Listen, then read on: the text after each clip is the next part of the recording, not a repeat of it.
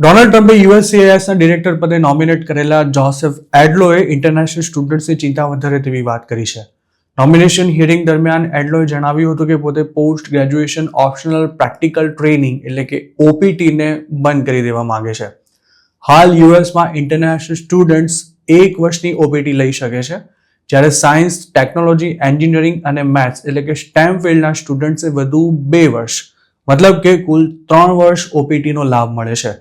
OPT programme F1 visa પર study કરી રહેલા ઇન્ટરનેશનલ સ્ટુડન્ટ્સને કોર્સ પૂરો કર્યા પછી વર્ક એક્સપિરિયન્સ મેળવવામાં મદદ કરે છે. પણ સ્ટુડન્ટ્સની પાછળ પડી ગયેલું ટ્રમ્પ એડમિનિસ્ટ્રેશન ઓપીટીને ક્યાં સુધી ચાલુ રહેવા દેશે તે વિશે જાતભાતના તર્ક વિતર્ક ચાલી રહ્યા છે.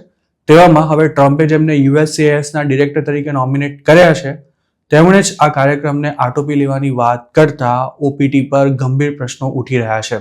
અમેરિકા ભણવા જતા કે પછી હાલ ભણી રહેલા ઇન્ડિયન સ્ટુડન્ટ્સ માટે ત્યાં સેટલ થવાનું સૌથી પહેલું સ્ટેપ ઓપીટી છે. જો તે જ સમાપ્ત થઈ જશે તો પછી ઇન્ડિયન્સ માટે લાખો રૂપિયા ખર્ચીને અમેરિકા ભણવા જવાનું કોઈ આકર્ષણ રહેશે જ નહીં.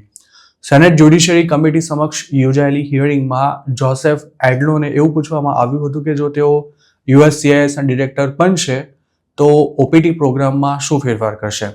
તેના જવાબમાં એડલોએ કહ્યું હતું કે કોર્ટના ચુકાદાને આધારે ઓપીટી પ્રોગ્રામ જે રીતે હેન્ડલ કરાઈ રહ્યો છે તે યોગ્ય નથી. તેમણે એમ પણ કહ્યું હતું કે પોતે F1 કેટેગરીના સ્ટુડન્ટ માટે સ્ટડી કર્યા પછી એમ્પ્લોયમેન્ટ ઓથોરાઇઝેશનની એબિલિટીને સમાપ્ત કરવાના પક્ષમાં છે. Washington alliance of technology workers એટલે કે વોશટેકે 2014માં ઓપીટી પ્રોગ્રામને કોર્ટમાં ચેલેન્જ કર્યો હતો.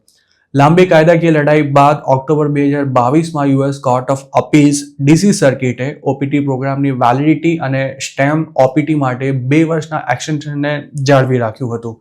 ત્યારબાદ વોશટેકે આ ચુકાદાને સુપ્રીમ કોર્ટમાં ચેલેન્જ કર્યો હતો અને તેનો રિવ્યૂ કરવાની માંગ કરી હતી, જોકે સુપ્રીમ કોર્ટે તેની ડિમાન્ડને ફગાવી દીધી હતી.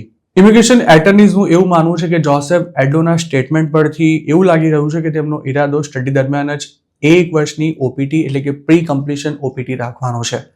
જોકે જોસેફ એડલોની આ વાત ઇન્ટરનેશનલ સ્ટુડન્ટ્સ માટે ખતરાની ઘંટડી છે.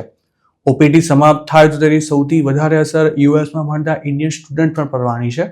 અને ઓપન ડોર્સના રિપોર્ટ મુજબ એકેડમિક યર 2022-23માં યુએસમાં 2.7 લાખ ઇન્ડિયન સ્ટુડન્ટ્સ હતા, જેમાંથી 69,000 ઓપીટી પ્રોગ્રામ્સમાં સામેલ થયા હતા. આ ઘટનાક્રમ પર પ્રતિક્રિયા આપતા 570થી વધુ કેમ્પસ લીડર્સના ગઠબંધન પ્રેસિડેન્ટ એલાયન્સના પ્રેસિડેન્ટ અને સીઈઓ મિરિયમ ફેલ્ડબ્લેમે એવું જણાવ્યું હતું કે ગ્રેજ્યુએશન ઓપીટીને સમાપ્ત કરવાનો ઈરાદો દુનિયાભરમાંથી આવતી ટોચની પ્રતિભાઓને રિક્રુટ કરવાની અને તેમને જાળવી રાખવાની અમેરિકાની એબિલિટીને નબળી કરશે. તેમણે એમ પણ જણાવ્યું હતું કે એક્સપિરિયન્સ સાથેનું એજ્યુકેશન લાંબા સમયથી અમેરિકાના એજ્યુકેશનનું મહત્વપૂર્ણ ઘટક રહ્યું છે અને તેમાં ઓપીટીની તકો પણ સામેલ છે. હાલમાં અમેરિકામાં 2.4 લાખથી પણ વધુ ઇન્ટરનેશનલ સ્ટુડન્ટ્સ ઓપીટી પ્રોગ્રામમાં સામેલ છે, જેમાંથી ઘણા સ્ટેમ ફિલ્ડના છે. ઓપીટીથી ઇન્ટરનેશનલ સ્ટુડન્ટ્સને ડિગ્રી સાથે એક્સપિરિયન્સ પણ મળે છે અને તે સરળતાથી જોબ શોધી શકે છે, તેમજ H1B માટે પણ એલિજિબલ થઈ શકે છે અને તેનો ફાયદો અમેરિકાની કંપનીઝને તેમજ ઇકોનોમીને પણ થાય જ છે.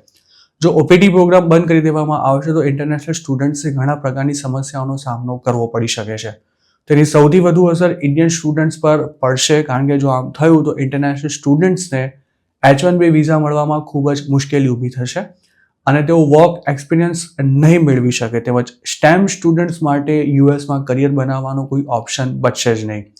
ટ્રમ્પ ઈચ્છે છે કે ઇન્ટરનેશનલ સ્ટુડન્ટ્સ યુએસ આવે, મોટી રકમ ખર્ચીને ભણે અને ભણવાનું પૂરું કરીને ઘર ભેગા થઈ જાય, જેથી તેમને ઓપીટી સામે વાંધો છે અને H1Bના પણ તેઓ ખાસ તરફદાર નથી. ટ્રમ્પે પ્રેસિડેન્ટ બન્યા બાદ ઓપીટી કે પછી H1B બંધ કરી દેવાની વાત ક્યારે પણ નથી કરી, પરંતુ ફોરેન સ્ટુડન્ટ્સ અને વર્કર્સના માથે હંમેશા તલવાર લટકતી રહે તેવો માહોલ તેમણે ચોક્કસ ઊભો કર્યો છે.